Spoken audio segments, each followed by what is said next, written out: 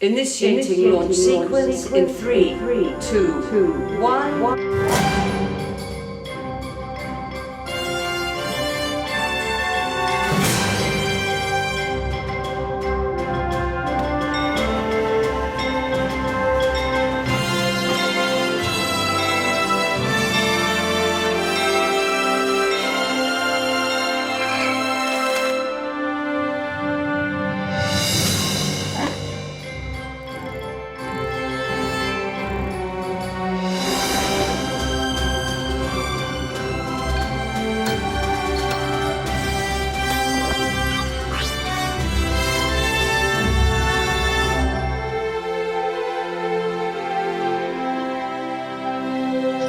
Soy Alejandro Tejedo, consejero delegado de Jovi, y para mí es un gran placer el tema de poder hablar del acontecimiento que se avecina, que es el 75 aniversario de la fundación de la compañía. Lo que vais a ver ahora es un viaje en la historia de Jovi, basado principalmente en la ilusión que se puso para todo el desarrollo del mundo infantil, y en el cual veréis muchas anécdotas y espero que las disfrutéis como nosotros las disfrutamos en su día.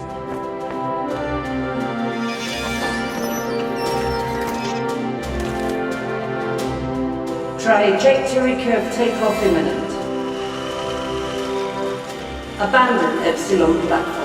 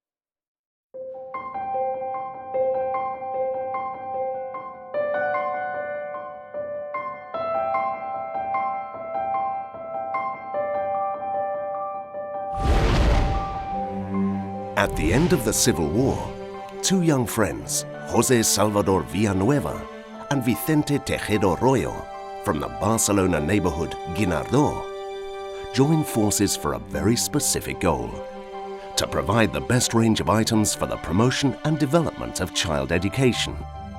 And it is for this reason they create Jovi. The name and brand is created by the contraction of their names, Joseph and Vincent.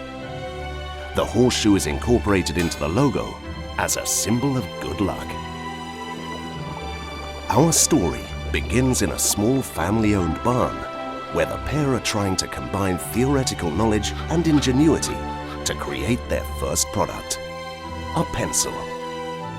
But in order to make a pencil, they needed wood, and in the thick of the post-war period, their chances of finding it were slim. José and Vicente had to go down to the harbour with a cart and mule to find wood to serve for the task, and once they found it, they bought the boards in small batches. Owing to the tenacity and sacrifice of these two entrepreneurs, the first lapith, Ito, is born. A hexagonal lead pencil coated with a paper label intended for school use, as well as their first cosmetic eyebrow pencil, Zulima. In 1942, owing to lack of space and basic means of production, they feel obliged to find a new location and move their headquarters to Calle Arte number 80, now taking into account vessels destined for workshops, warehouse, laboratory and offices. The first machine they had in the company was La Mariana, a hand press to which José and Vicente had attached an enormous wheel that compressed the dough into a sort of cylinder, like spaghetti, but much bigger, to be cut up later, brought to a tip, and labeled. Jovi consolidates its manufacturing structure and converts into a corporation in 1946. José Salvador was discovering, inventing, and seeking new, more advanced formulas for existing goods, as well as other innovative new products. In the late 40s, watercolor pencils could already be seen in the shop windows of various Spanish cities. With his business skills, Vicente Tejero develops distribution. His successful business trips help Jovi to expand and turn their dream into a reality.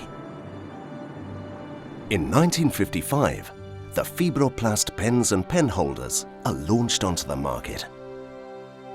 In 1956, they manufacture the Vidriographic line of pencils, the color Super Practic pencils, and the high-quality Super Line pencils.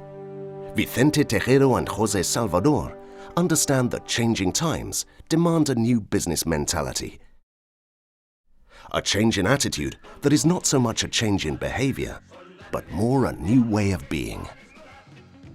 Jovi S.A. faces new challenges with a young, enthusiastic, and competent team. The 1100 pen is a resounding bestseller. Commercial management is strengthened, and the South American market opens up. After 2 years of testing, analysis, and experiments, they arrive at the chemical formula for Plastitherum, the active component of the excellent modeling paste Jovi Plast, and forerunner of the present-day Plastilina Jovi. The new modeling paste possessed a higher degree of plasticity, higher molecular cohesion, didn't stain, and was non-toxic. Its application was approved and recommended by the Ministry of Education and Science for use in child education. The famous phrase, "Who hasn't had a small piece of Jovi plasticine in their hands?"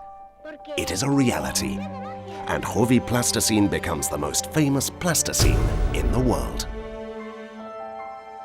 With great perspective and vision, José and Vicente inaugurate the new factory in Rubí in the spring of 1974, on an area of 9,000 meters squared, and equip it with the latest technology and the most advanced research teams at the time. The years pass, and it is decided to make way for the second generation in the form of Alejandro Tejero, a recent graduate in economics, and his brother, Carlos. The first decision they make is to surround themselves with a young team in order to share out the executive work. Rosendo Marquez, mechanical engineer, is incorporated as head of manufacturing and as a chemical engineer in the laboratory. The extraordinary general meeting of September 3rd, 1980, appoints Alejandro Tejero CEO, entrusting him with the overall running of the company. 2 years later, in 1982, Fernando Salvador joins as head of the cosmetics division. In 1983, Vicente Tejero dies, and 3 years later, José Salvador follows. These two great dreamers will leave behind a legacy of hope for generations of children that once happily set out on their first artistic forays with products inspired by the pair's ingenuity and generosity.